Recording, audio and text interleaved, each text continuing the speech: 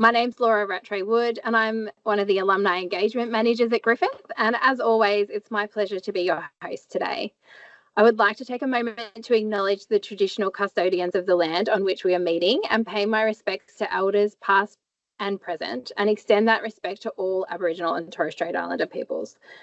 This session today is being recorded and a stenographer is providing live captions. To access these, please click on the link posted in the question and answer section. Today is a unique opportunity to hear from Griffith alumnus Rachael. As a speaker and coach, Rachael is dedicated to helping humans and businesses evolve into their next version, one that is intentionally designed, anchored in purpose, aligned to values, and ready to embrace profit with courage. Drawing on more than 15 years in the legal profession, alongside an MBA, and her own story of burnout and reinvention, Rachael inspires others to live and work authentically. She challenges her audiences to design their lives and businesses with clarity, confidence, and creativity, while taking the kind of courageous risks that lead to real transformation. So we are in for a great treat today, perfectly timed as we're about to start a new year. We will have time for questions from the audience at the end, so please feel free to type them into the question and answer box as we go, and we will get to them after Rachael's finished the main part of her presentation. So just before I bring Rachael up on the screen, it's now time to sit back, enjoy the sparkle and the colour, get ready to be inspired, and please join me in welcoming Rachael.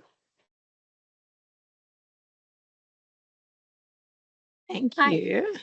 Hi. Thanks for having me. One moment, everyone. I'm just going to share my screen. Nope. Introduced. And my apologies that my name is one thing on the Teams thing, and my actual name is Rachael Carlisle. So that's what happens when you get married. You unfortunately have to change your name sometimes. All good. So it's a bit confusing.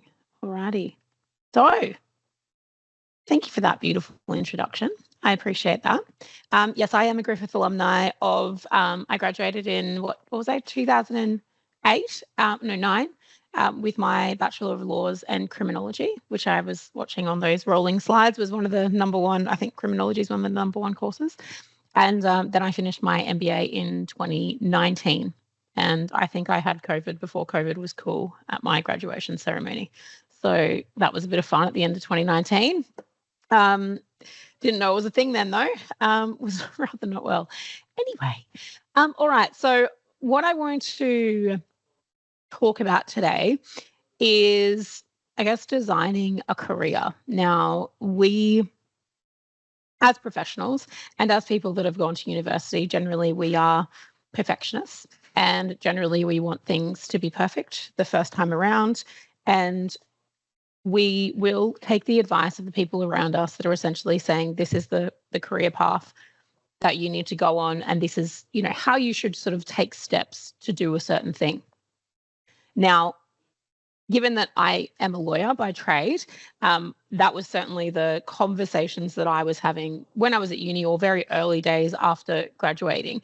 And it seemed like that there was only very sort of limited paths, which I guess you kind of can't be what you can't see. So when I did my MBA, I discovered this thing about design, and now, I discovered the ability to design things that are not just artistic projects.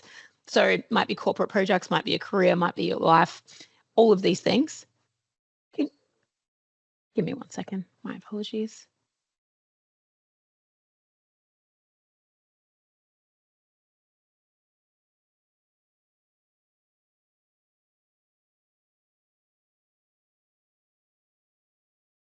Sorry about that. I have, there's tradies all over my house at the moment, standing right in front of me. So design, the purpose of designing things essentially is to align it to how you want things to look rather than what you have been told they should look like. So without further ado, let's jump in. So as we sort of mentioned, today is about imagining a career where you imagine that you did have a career where you had clarity, confidence, and consistent momentum. So I think that's one of the big things in the way that when we're shaping our careers or designing our careers, this consistency of momentum. Sometimes you start to feel a little bit stuck, particularly in the early days where you're not entirely sure you've jumped into the right thing, or you're actioning the right thing, or you're taking the right path. I guess the reality is no path is the wrong path. And so all you're trying to do with, hopefully from the end of this session now, is try and get a little bit more clarity on what you want your path to look like and how you can confidently sort of move towards that. So a little bit about me. I have influencer up the top in inverted commas because I think that's hilarious that I think I'm an influencer. I have at least 1,000 followers, not even 1,000 followers on Instagram. So there you go, not really an influencer. I got very significant burnout in 2018 as a result of a legal job. I am on multiple podcasts, panels. I'm actually flying down to Canberra to run a panel this week for lawyers and the government. I am in the middle of renovating a house. That's why there was tradies standing right in front of me at that point. As I mentioned, everyone mentioned, I have an MBA from Griffith. I'm a lawyer. I'm also auntie, friend, speaker, mum of 2 parrots, wife, daughter, all of the things. And as it mentions on the slide there, I am the sum of all of my parts, which you are as well.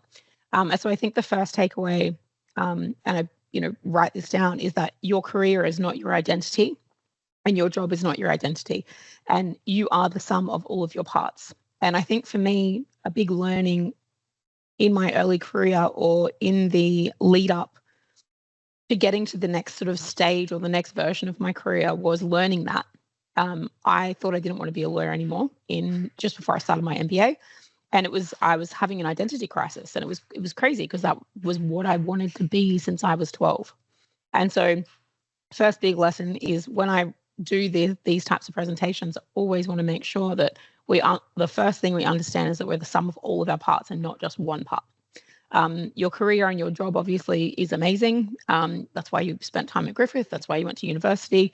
That's why you've got big dreams and you want to do great things, but it's only one part.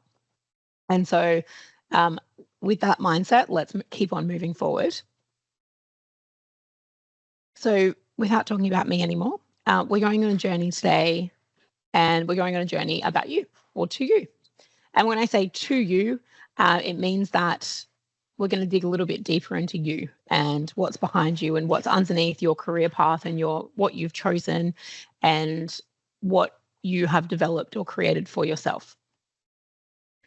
It's going to maybe get a little bit uncomfortable, a bit weird, and that's okay. It's going to, all these things when you're thinking about looking internally and reflecting internally, sometimes it feels a bit strange, feels a bit weird, and you don't really, and as university students, alumni and people that have been to university, you want to get it right. This is not an assignment. No one's grading you on how you respond to the things that come up today. So this is a personal journey for you. This is not, you don't need to get a HD in this. You already have one. It's you. You're the one that knows you the best. So when you're thinking about these things, what I want to do is ask you to work through with kindness and bravery and love. And all of those things are directed inwards at you. This is not at anyone else, but this is you starting to create that next journey or that next version of yourself. So we're going to start with the actual end in mind. So the beginning is the end. And what I mean by that is that we're going to start to think about the end of our lives. And if we continued on the same trajectory that we were going on today, would we fall into any of the top 5 regrets that people over 70 have? So not pursuing dreams and aspirations, wishing that they'd spent more time on relationships, living by others' expectations and not being true to themselves. I also put into that one around living someone else's version of success and not your own.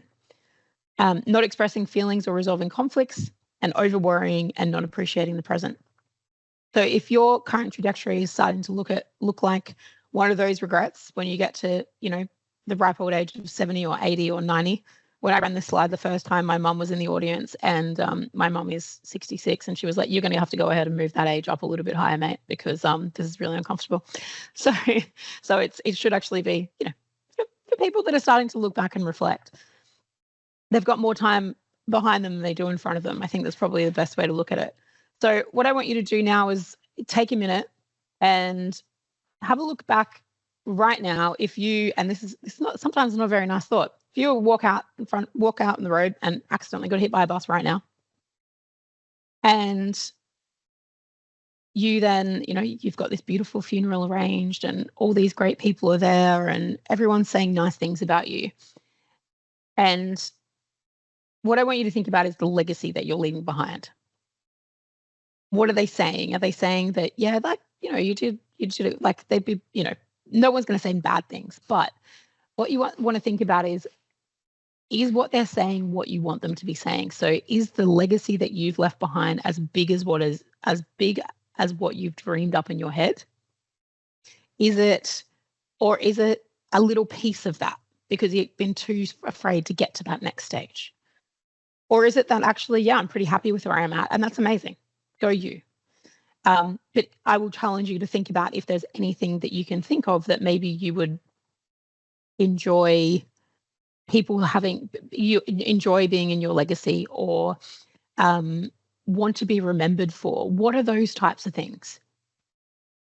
So if they're not saying right now in this version of you, if they're on your last day, they're not saying what you want them to say, then I guess we have this ability right now, today, to decide if we're content with it. And if we're not content with it, which is probably why you're all here, you get to rewrite your last day as many times as you want to. And this is the beautiful thing about being alive, is that we get to continue to rewrite exactly what things look like. That predestined path or career or journey or vision that you had perhaps when you were graduating, and now you've kind of got out into the real world of work, and now things look a bit different. The reality is that you can continue to write that last day. You can continue to write every day because we have the power within us to continue to change and rewrite our story. So the first thing that you need to do before you start to consider whether or not your last day needs to be rewritten and what you want it to look like, it's a really simple thing that you need to do, but it's a really difficult thing to do. And that is to just start. Because the reality of all of these things is that some of you, maybe a handful of you will do actionable steps out of today. Maybe a handful of you will think about this session in a couple of years and be like, oh yeah, I remember that lady. She told me that thing and it was great. Actually, that really helped. The people that actually start considering what they want their next version to look like and taking even baby little micro steps are the ones that are going to get there quicker than if you think about this session in 10 years and go, oh yeah, I remember learning that thing. Maybe I should have started a bit earlier. And that's all well and good for me to say that, you have to just start, but some people are not ready to do that right now. Maybe this is just a bit of a fact-finding mission, trying to figure out what's next.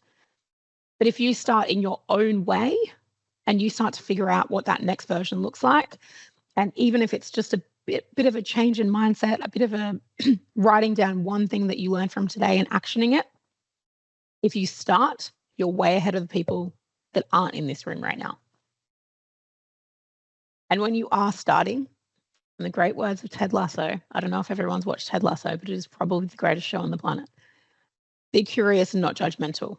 I think this is one of the big lessons, particularly for people in early career, is that it's so easy to be judgmental of yourself when you're comparing yourself to people that are more senior than you or that have been in the profession for a really long time. I've been practicing law for 15 years and I'm still practicing because apparently we do that forever. But I've now hired paralegals and summer clerks under me recently, and they started at the start of last week. And they're like, oh, there's so much to learn. There's so many things. And of course there is. Like, the knowledge that I talk to them about, the things that I share with them is the collective knowledge that I've picked up over 15 years of practice and the 5 years before that I was working in law firms. If they come to it with curiosity, they're going to learn quicker. And they're going to be able to grow and develop in a different type of way rather than being like, oh, well, I don't know what she knows. And of course you don't. If you did, then I don't know why I'm your manager, right? And so the reality is coming at things with curiosity instead of judgment is going to support you. It's also going to support the people around you, particularly if you're in a team and you're new. If you're coming to work with judgment of yourself and other people, it's such a nicer environment when you flip that on its head and come to it with a level of curiosity. And the curiosity then allows you to dive into things a little bit deeper and with a little bit more joy, because when you're being judgmental of yourself, it's very difficult to be happy and feel good about yourself. So that's our mindset today, is be curious and not judgmental. So now that we've done our last day, and I appreciate that we are running through this very quickly, our last day, and we may have been content, we may have been not. I'm going to go ahead and assume perhaps not content because you are here today. I want you to think about now what your best day looks like. And so the picture on that screen is me doing a keynote presentation to a conference called the Happy Lawyer, Happy Life Retreat. Was literally my dream stage. And so there's about 120 people in that room. That happened on the 1st of November this year, that I was able to stand up on that stage and do a keynote. I was probably more nervous than I ever have been in my life. And I have appeared in court and had some very difficult conversations. And that was, but because I was those people that were really important to me in that room, that was one of the most difficult things I did. But it's done now. And everything that I do, well, everything that everyone does, you only have to do it the first time. And something's only the first time once in your life. So with that in mind, what I want you to think about now is, what does your best day at work look like, or in your career? What does that look like? And it might not be what you're doing right at this moment. It might be a version of what you're doing right now. It might be something totally different. And what I want you to give to yourself right now in this moment is a little bit of permission to be like, actually, I'm allowed to just dream big. So we're really good when we're kids at imagining and considering and looking at the big picture and being able to be like, this cardboard box is a pirate ship or a boat or a bus.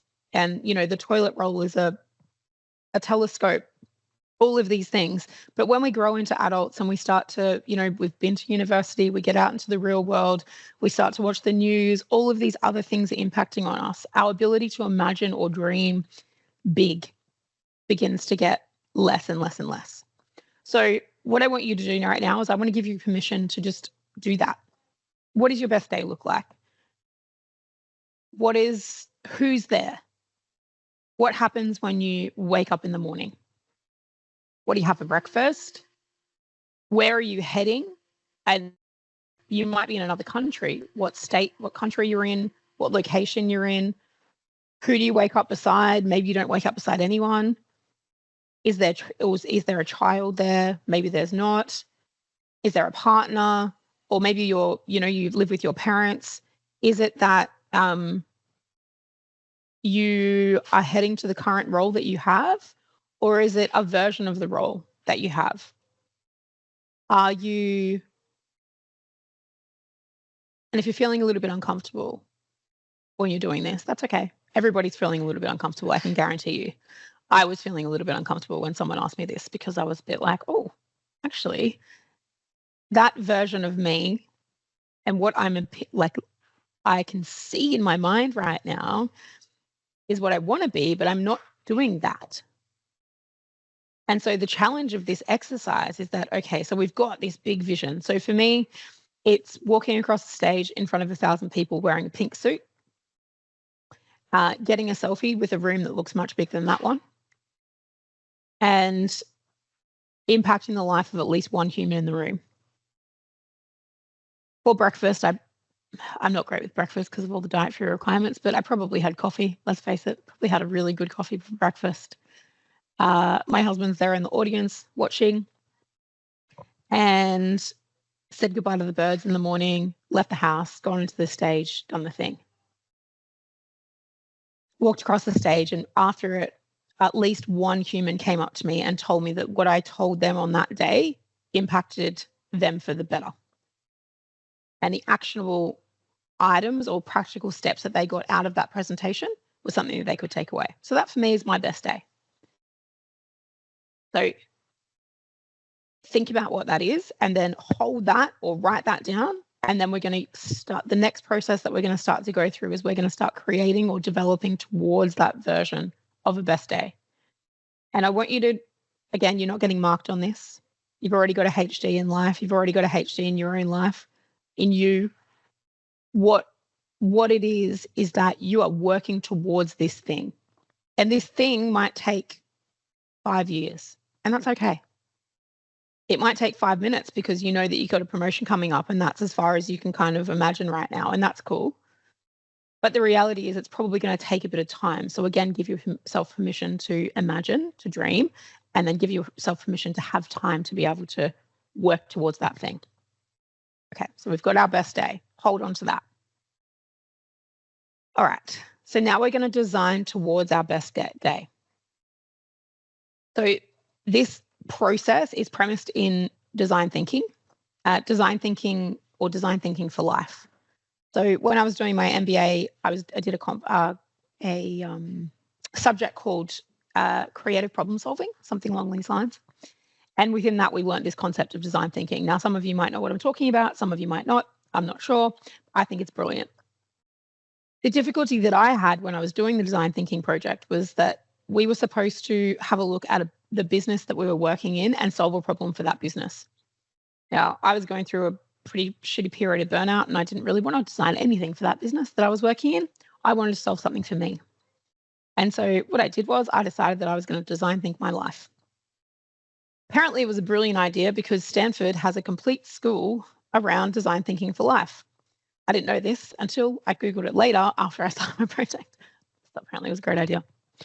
So what we're going to do now is we're going to design. So with design thinking, what you need to do is you always need to start with the problem or the issue or the thing that you're trying to solve, the thing that you want a solution for. And what we're going to try and solve today is, what do I want to be when I grow up? And I know this sounds ridiculous, and you've obviously already started to think about what you want to be when you grow up because you are early career, and that's good. But I think this might be kind of tweaked to say, what do I really want to be when I grow up? And is it what I'm doing right at this moment? So the first part of the process is that we need to empathize with the human that the problem or the issue is going to affect. Now, because we're doing design thinking for life and we're considering ourselves, and you have a HD in yourself, what I want you to do is start to think about you. So you need to understand you deeply. You need to understand your values, your purpose, your limiting beliefs. And you need to think about that dream that you're too scared to say out loud. Everyone's got one. It feels a bit awkward. I was listening to a podcast this morning and it was like, and one of the coaches was saying like, yeah, people have those big dreams where they're like, oh, I can't say that out loud. It's like, but if you can't say it out loud, then how are you going to manifest it? How are you going to create that? How are you going to get that version of work, of life? How are you going to make that happen? So we're empathizing. So we're empathizing with the human. So that's with yourself. The reason why there's disco balls on this slide is because disco balls are a bunch of tiny little mirrors.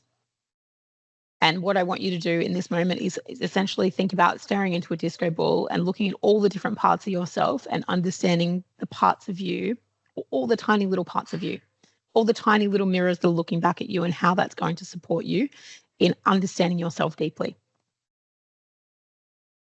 So to help you understand yourself deeply, I think having purpose, values, and understanding what the version of you, the future version of you, what you'd like it to look like. So I'm not going to go through purpose and values today or how we create those things. I do have a workbook if anyone can ask the organizing crew if they would like that. But my purpose is to create a positive impact through meaningful interactions. And it's got that long ass version on the slide there. But really that first part for me is that purpose to create positive impact through meaningful interaction. Now, since I developed that in 2017 or something like this, that has changed in the sense that it's been able to be redirected to the part of my life that I'm in at that time. So positive impact through meaningful interaction right now is making sure that I create the best version of an early career for the paralegals and for the summer clerks and for my junior lawyers and for all of the people that I've built in my team or created in my team and supported in my team right now. It is also getting to do presentations like this where I can create hopefully at least a positive impact for at least one person in the room, where we're getting meaningful interaction in the sense that I hope that you are listening and you get, you can see the slides and you get notes and you get at least one big takeaway that you can then action. You also might want to start to think about your values, so your compass, your internal compass, the things that have stuck with you, the people in your life that you're doing, that you do things for or with. You might want to think about things like, for me, I'm a lawyer, so perhaps justice, fairness, honesty, and ethics as values are not overly surprising. But mine also here, I created this some years ago now, and I've taken a photo of it because it's starting to get a little bit tattered. So now I can dump it into these things. But being able to be a mentor, contributing, impacting, belonging, security is another one that has came up for me. Health, wealth, connection, knowledge. So these things are the things that you want to try and understand what's inside of you, because that'll start to support and help you understand why you're thinking about these next steps. And I would challenge the people that are potentially not as happy as they could be at work right now, is that it could be because the values and the purpose that you've got internally are not necessarily aligning to what's happening outside of work, or outside of your body and when you're at work. So just maybe think about that as a little takeaway. The other part of this is figuring out how you want to see yourself. So this amazing book on the left is actually a fictional book, and it's brilliant. So this was something that I used in 2020 when I was going through quite a time, and it supported me in the sense that it helps you to understand the things that are potentially limiting you and how you see yourself. And so you can see again on the right-hand side, this is my actual sort of worksheet that I did when I was doing this book. And you can see up the top, it's kind of up the top there, it says be Audrey. So Audrey Hepburn is, poise, grace, style, confidence, all of these things, right? So when you're thinking about the person that you'd like to be, or this next version of you is going to be, or this next version of you in this career vision that you can see, who do you want to be? Maybe it's like, I want to be my boss. That person is amazing. Maybe it's you want to be your mentor because they have this quality and this quality and this value. It's, maybe it's not any of those people. Maybe you haven't met that person yet, but is there other people? And maybe they're people like Audrey Hepburn, right? I'm probably never going to meet Audrey. It'd be a bit strange if I did. Think about those people that drive you to get on your path, be aligned, and just sort of make you feel good on the inside. They're aligned to the things that you do. So this is all the part of empathizing with yourself and really digging deep and understanding. Okay, so now that we kind of can dig a little bit deeper, and I know this is flying through, but we only have an hour, or not even an hour today for me to talk. So it's a lot to consider, but what I want you to do is continue to work on the stuff that's in this presentation. So we've sat down and we've thought about, looked internally, looked at ourselves, and our original mindset or original frame was what I want to be when I grow up. What I think though you'll find, and this is what I found when I did this exercise, was I actually have skills. Actually, know some things. At the time that I did this, I had been practicing law for about 10 years, or maybe slightly longer, about 10 years, let's call it 10. I had also managed staff. I created training programs. I had moved in lots of different areas around the country. I'd worked in detention centers. I'd done some cool stuff. So I had skills and I had qualifications, obviously. And I was like, okay, how can I flip this mindset to be something a little bit more positive other than what I want to be when I grow up? Because that kind of gives us no real directions. So when you're reframing within the design thinking framework, what you want to do is essentially make the problem an opportunity. Create an actionable step that you can do so that you can start to action the next step and how you want to move things forward. So let's change what I want to be when I grow up into how can I use my skills and qualifications to build a career that makes my heart sing and makes me money. And I added the and makes me money part on because sometimes people equate doing good or doing things that are aligned to them or doing things that are aligned with purpose and values to being poor and not making money. And that is definitely not the case. So that's our reframe. So that's how we're going to take this forward, is how can I use the skills and qualifications that I already have to build my career or build a version of a career that makes my heart sing, so it makes me happy. You might change that heart sing bit, that's fine. And also makes me money or earns me a salary that I'm happy with. Okay. So after we've reframed and we've started to consider what all this looks like or what we look like, we've got our problem that we're going to solve now. Now we have this boundless ability to start brainstorming ideas. I don't want this to just be get a promotion. I don't want this to be my boss when I grow up. I want this to be wild. If you wanted to be an astronaut when you were 5, that is part of the ideation stage. That's part of your boundless brainstorming. If you are living in the middle of the city and you want to go and buy a farm and, breed Highland cows, that's me. That's what I want to do. Next property goal, have enough property to buy Highland cows. Anyway, I digress. If you want to be that person, write it down. It's at this stage, it's wild ideas. It's boundless brainstorming. It's this ability to I want to be anything when I grow up. If that's a hard thing to do, because sometimes that is a little bit hard to do, what I challenge you to do is create an Odyssey plan. So Odyssey planning is 3 different versions of a life. So the first version is essentially if you stay on the same trajectory that you've got right now, the version of that you just continue on your current role. You might get promoted. You might be your boss in say 5 years. You might get a pay rise. You might end up going back to uni, doing a master's, something like this. What does that look like, your current trajectory? The second one is if plan A doesn't work out, what does plan B look like? So plan B is, what was the backup plan if you didn't make it through uni, or this career, you hated this career when you got into it? What does plan B look like?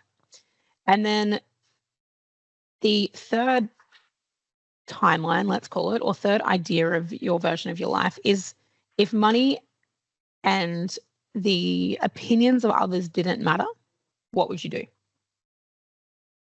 So I think mine was something like the Oprah when in mine. So, let's get crazy, right?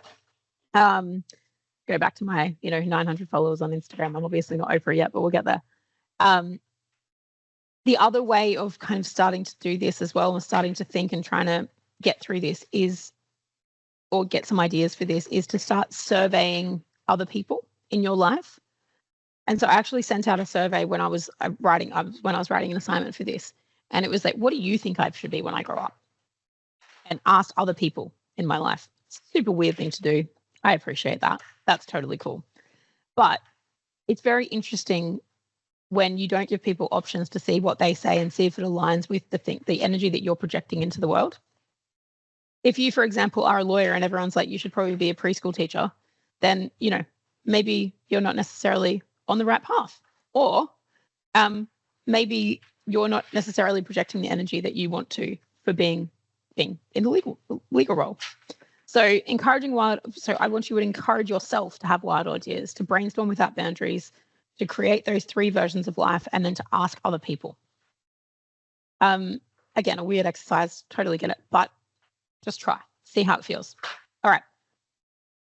Next part of this is once you've kind of got some crazy ideas and you've written all the things down, and if you wanted to be an astronaut when you were 5, you're probably not going straight to NASA, but you might go into a simulation of a rocket ship or something. What you do in this prototype, not perfection stage, is just to try stuff. This is not perfect. This is a minimum viable product. This is a minimum viable invention. This is the minimum viable version of what you're going to do or the thing that you're going to move into. It's not going to be perfect. So for all the perfectionists in the room, which is probably almost everybody, not going to be perfect. one of the, I guess, the easiest ways to do these things is if you've got all these cool ideas of, oh, I think I could do this with my career and I could do that, I could do this. What you could do is start to talk to people that are already doing the thing that you want to do. So when I was doing my MBA, I was like, maybe I can be a consultant. Nobody knows what a consultant is. Exactly. I was like, I'm just going to go and ask, what do they do? Seems like they do cool stuff. I know they do strategy and I know they do this, but what are they strategizing? Like, I don't really understand. So I went and chatted to people. I also talked to someone that was doing human rights law at the time. I talked to like lots of random people just to have conversations, to be like, hey, I want to be the vice chancellor of a university. Maybe you can try and have a conversation with the vice chancellor and understand what that person even does. I want to be an academic. Great. Go talk to one of the academics and see what day-to-day actually looks like. If that's not for you and you want to go and build houses in, a third world country, amazing. Find an organization that does that and go and talk to them and find out. You want to be a photographer? Great. Go and talk to a photographer and understand actually what it looks like. That way you're getting a behind the scenes version of that without actually having to do the thing, or without actually having to jump right into it or change your whole direction in life. You can get a little taster, because this is all about prototyping and not perfection. So start to think about that. Start to think about the people that you might be able to talk to. Okay. And then we're actually going to do the do. So after I've talked to people and you've kind of decided, okay, am I going to stay? Am I going to go? Am I going to do something different? Am I going to try and get promoted? What am I going to do? What you're going to do is you're actually going to make a decision. This is usually the hardest part. Doing the doing is the hardest part, because the majority of people are either going to be like, oh no, it's too hard, or I've got too many options and I'm, analysis paralysis and don't end up doing anything, or it's just too scary and you say, no, I'm not going to do this. So the reality is, make a decision. And no decision is also a decision, just so you know. If you decide not to change, it means that you're okay with whatever's happening right now. And you're content with whatever they're going to say on your last day. And you're cool with all of the things that are going to follow from you just going contently on your current path. So, test on humans. That human is you. It might be the people around you too, because, they might have to be involved too. But decide on what you're doing. Don't get analysis paralysis and actually do something. And then you have to own it. You cannot shoulda, coulda, woulda your own decision. So this is another really big thing. The people that do, so I guess lots of people will either not decide anything at all, analysis paralysis, just don't make a decision, don't do anything, kind of just stop at the testing stage. The other people that actually do move forward are like, oh, but I should have did this one, I should have done that one, how come I didn't do this? If you shoulda, coulda, woulda yourself, you're going to continue to do that forever. And you're going to shoulda, coulda, woulda yourself out of decisions and out of moving forward and out of getting the things that you want, because you're constantly going to be living in the other versions when you are the one that chose this version. So just own it, love it, see what it feels like. And so fully 100% jump into it. And then if it doesn't feel right, then fine, go back. The beauty of this design process is that you can continue to go back through the process over and over and over again. For the people that wanted the whole process on a page, there you go. I did have some humans on there. There was two other Rachels on that page. I'm not sure what happened to them, but anyway, that's okay. So the first thing you're going to do is empathize, and then you're going to reframe. You're going to ideate, you're going to try stuff, and then you're going to do the doing. That arrow, though, should essentially just go around in circles, because you can continue to do this over and over and over again. I can guarantee you that I'm continuing to do this over and over and over again, particularly for the group of people that know me, that have seen my journey over the last sort of 10 years. I have not wanted to be a lawyer, then I was a lawyer, then I opened a law firm, and now I'm back doing law, but I'm also speaking and coaching and doing all the things. So this process it just doesn't end. It's a constant it's more like a guide to help you be able to make decisions, as opposed to a process that you go through and then you're done and then you finish and then you're perfect. That's not the reality of having a next version. You're continually going to have a next version. This process is just helping you identify how much in alignment you can be in your next version with what's inside of you and what you actually really want. Okay, so fine. Great, Rachel, thank you. I know I'm running out of time, so I'm gonna fly through this last bit. Thanks, Rachel. Great. You've obviously done this, but how do I do this? And I would have been you. I was you 8 years ago going, I don't get it. Like, it's too much effort. I don't want to do these things. I've already got too many things to do. Fine. What I want you to do is take a micro action. Frequently take a micro action, but take a micro action. And start thinking about goal setting for actual success instead of goal setting for failure, which sounds ridiculous, but generally people are like, oh, I'm going to, let's use a law example, be partner by the time I'm 30. Fine, great. How? How are you going to do that? You can't just say, I'm going to be partner by the time I'm 30. You need to say, okay, by the time I'm 25, I'm going to have done this. By the time I'm 26, by the time this. Micro actions essentially create the bigger goal or build you up to be able to meet the bigger version of you that's going to have to be present and available to meet that bigger goal. So micro actions frequently, micro actions consistently.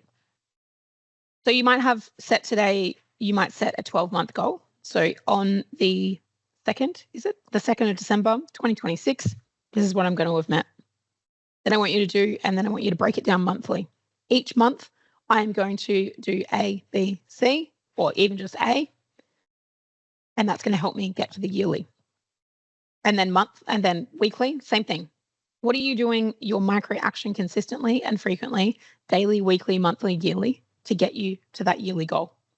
And it might be that it's actually a 5-year goal, and so you've got multiple yearly goals that you have to meet. But what I want you to do is break it down, because there's always that the weird kind of metaphor around eating eat the elephant piece at a time. And there's the other one about eating a frog. I don't know why we're always eating animals. It's very strange. Anyway, so you get your annual goal, then your monthly, your weekly, your daily.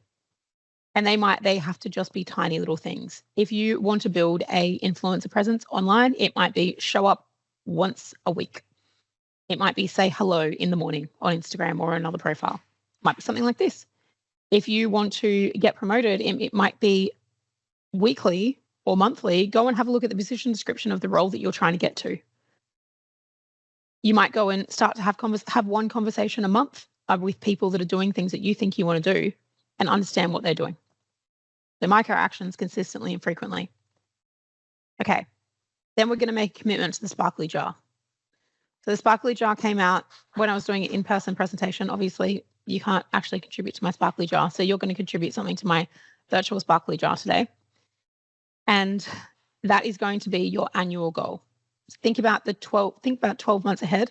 If you would be able to design, you would think you had your last day in mind, you had your best day in mind, and you were able to think 12 months from now with all of those amazing things in mind. What are you going to commit to? What's it going to look like? Your 12-month goal from now. And then there's a competition. Very, very good. It's great.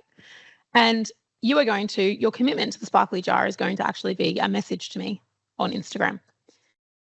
If you can pull out your phones right now and you can scan that QR code, hopefully it will show up and go to my Instagram profile. And then if you go in there and you can like a post and you send me a message with your commitment to the sparkly jar, I will draw a winner tonight at 5:00 and draw it live and text and send you a message on Instagram. And what I want from you is essentially that 12-month goal. What's that going to look like? Okay. Has everyone got that? We'll just leave here, say, for a few more moments. And then we're going to scan. Da-da. Okay. All right. So think about and even if you don't send me a message for yourself, think about what your commitment to the sparkly jar is. Put it in the jar, have a look at it in 12 months and see if you have met that. See if you're happy with that. See if that version of your career you are actually working towards. Okay. If you really loved the content from today, this is the book that I guess the ideas are kind of drawn from.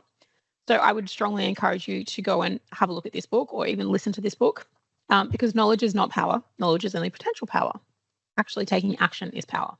So if you've got all of the things behind you, all of the process, you can have all of the theories, you can have all of the ideas, but you don't actually do anything, then it's just another book on the shelf. It's just another presentation that you went to.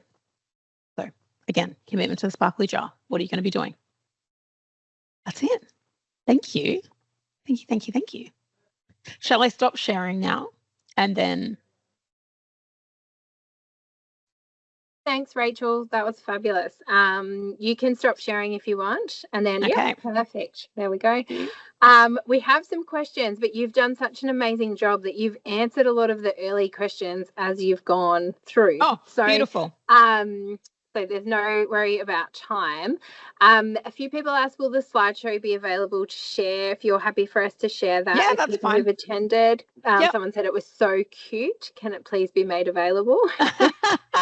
There was another question about easily accessible design thinking resources. So you obviously referred to that book, and there was another book back earlier in the presentation. Another book back, yes. There's also a thing called Stanford Design Lab, if you're looking at design thinking for life.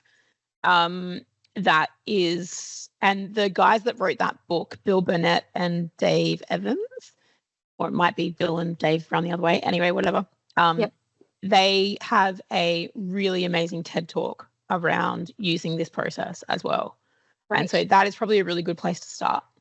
Okay, awesome. We might look for that and link that too in the post. Yeah, that would be so good.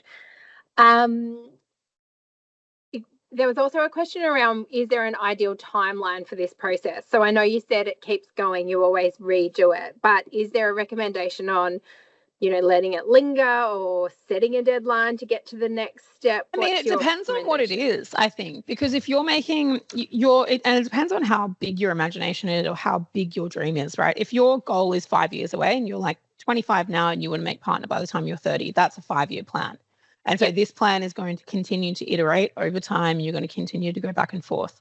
I think, though, a 12-month game plan to at least get to a milestone in what you want to do is always a nice kind of time frame, because it's not so far and unattainable or so scary that it's so far away that you can never meet it. But what can be done in a 12-month period is actually huge. The progress and the steps that you can make in 12 months is definitely something that I would use that as my initial time frame. And then maybe you'll get more and more brave and be able to drag it out a little bit more. Yes, perfect. When mapping out my best day at work, how can somebody use those patterns to answers to help guide real career decisions? So if you're looking at your best day at work and say, it would be good to know what that person does for a job. Anyway, so if we're looking at as a lawyer, and we had when I was working in law on the other side, so now I work in litigation. Anyway, very long-winded as well. I was like, I'm going to start a business. I'm going to start a law firm because that's what I know. And when I actually sat down, I was like, okay, I love the business aspects of my career, of what I do, of doing the marketing, doing the people side of things, having conversations, doing business development. But I didn't love the actual doing the work, doing visa applications, having client meetings, doing submissions. Like, I'd done it for so long that I was just done with those parts. Yep. So if you can start to almost create a bit of a pros and cons list around, these are all the things I kind of like, I don't love doing every day. And I don't want you to just come up with a list of stuff that you hate about your job. What you want to do is, these are the things I love and that I want to do more of. These are the things that I don't love and I would prefer to do less of. But right now, I have to have the kind of balance of the two. Your big goal can then be to start removing some of the things off the list of the things that you don't love anymore. Yeah. And if you look at your career or the thing that you've chosen as a job right now in this version of you, and there is nothing that you love, then you probably need to go back to the very early stages of having a look at, what are my values, what's my purpose, what's inside of me, and what is it about this thing that I'm doing? Why? How did I get here, for starters? And what can I do to be able to, A, make this a place that I want to be, or B, make a change and develop down a different pathway? Excellent. Next question. Just skipped over it. There's another question. What's one way to test whether a new skill or career path really aligns to your values before fully committing to it? Another way to test? Yep. Volunteer. So I did some volunteer work when I was doing my MBA. Actually, it was kind of hilarious. I've started reaching out to consulting companies and they looked at my resume and they're like, what do you mean you want to come and work for free? And I was like, well, I just want to learn some stuff. And they were like, okay. And so I literally reached out and I was 12 years into my career or something at this point. I had most of a master's under my belt, 2 bachelors, all of these other qualifications. And I was like, hey, I just want to come and learn. And so I think sacrificing something of like money for you and then going to do something kind of shows this ability to want to invest in the thing that you're doing. And that volunteer position, you shouldn't expect that it's going to end up in a job or anything like that, but certainly something that you could do. Again, the talking to people is a really big one. Yeah. Really, really big one. Also getting to know companies that do the things that you want to do. And so the big law firm, the big law firm, international law firm that I worked in, I thought in my early career that was the place that I wanted to be. I had to be. That was going to be the thing that developed me. I didn't necessarily know what was behind the doors of that place though. Yeah. In the beginning, it was great. It was full of opportunities. It was all these things. But as I kind of grew through the ranks, other things became more valuable to me. And so really getting to know the culture, the understanding, I guess, the parts of a business or an opportunity that are important to you. Yep. So if all that is important to you right now is money, great, that's fine. How much are you going to get paid? If it is though more important to you though to have a really good culture in organization, find out what that is. Ask people, reach out to people. There's even on Glassdoor, they do reviews of companies and things like this. Try and understand, do some research. Don't just go blindly into things and be like, oh, I'm just going to give it a crack and see what happens. I mean, you could do that and that's totally fine too. But if you want to test a little bit, just test a little bit. Dip your toe in the water by talking to people, by volunteering. Yeah, great practical tips. Rachel's just asked if you can briefly re-explain the glitter jar. The glitter jar. Okay. Yep. Okay. So the glitter jar was you telling me if we think about this design process, and I know we put about a 12-month time frame on it. What I want you to do is commit to one thing or one takeaway from today. Ideally, I want it to be your goal of what you're going to change or what you're going to be in 12 months. Yeah. What's your transformation going to be in 12 months? And that's that commitment. And that's a commitment to you. It's not a commitment to me. It's just really great if you message me as well, because it gives you some accountability. You've put it out there. You've thrown it out into the universe, particularly if it's one of those things where you're like, oh, I don't want to say that out loud because it's silly or people will think I'm stupid or whatever it is. Yeah. I want you to tell, if you tell me, I'm like a stranger to you, right? And so I'm not going to pick on you for it, even if other people in your life are like, that seems crazy. So it's a commitment of what space. Yeah, exactly. Yeah. It's a commitment as to what you want to get, what your takeaway is out of this, but in the sense of what does 12 months from now look like for you? Or what does that version of you look like? Perfect. We're just about to finish up. So did you have any last hot tip or recommendation, final piece of advice you wanted to share with everybody about this process and something important to remember and take away, or rehash the takeaways? Look, I think I will just share with you the best conversation I had in my early career is that I sat down was in my first big law job. It was 2012. And the managing partner of Asia Pac sat me down and said, what do you want your career to look like? And that conversation was probably more impactful than any mentor or leadership conversation I've ever had with anyone since then, because it made me look in and go, actually, that's a great point. What do I want it to look like? And after I had that conversation, and I said to him at that time, we had an opportunity, for example, to go to detention centres and support refugees that were coming into Australia. And so I was like, I'd really love to do that. I'd love to learn about litigation. I want to do this. I want to do that. And all of those things came true because I was able to, A, articulate them to someone that had the capacity to provide opportunities, but B, I was able to just throw them out to the universe and to see what happened. And so that would be my biggest takeaway. That's probably outside of this whole process, is that opportunities don't come and bite you on the bum. You actually have to put your hand up or create them. Yes. Yep. And in your early career, that is probably the best advice you could ever get, in my humble opinion. But no, I think it's something that I think that I definitely didn't have in my early career, was that you know, I was just that naturally that person to be like, oh yeah, Rachael will do it, Rachael will do it, Rachael will do it. Yeah. But if you don't Took create the those opportunity. opportunities, yeah, if you don't create and take those opportunities, then it's not going to just come and knock on your door. Very good. Thank you. Thank you so much for your time No today. problem. We really, really are very grateful. I'll never look at a disco ball without deeply considering my future again. The recording from today's webinar will be shared with everybody on email in the coming weeks. And as Rachael said, she's got a workbook resource. So if you're interested in getting a copy of that, please reach out and let us know. Today was just the start of the process. And so now you've got the resources and the time to go back and look at the recording, consider all those different stages more deeply. And if I think it was by 5 o'clock today, get your glitter jar. Yes.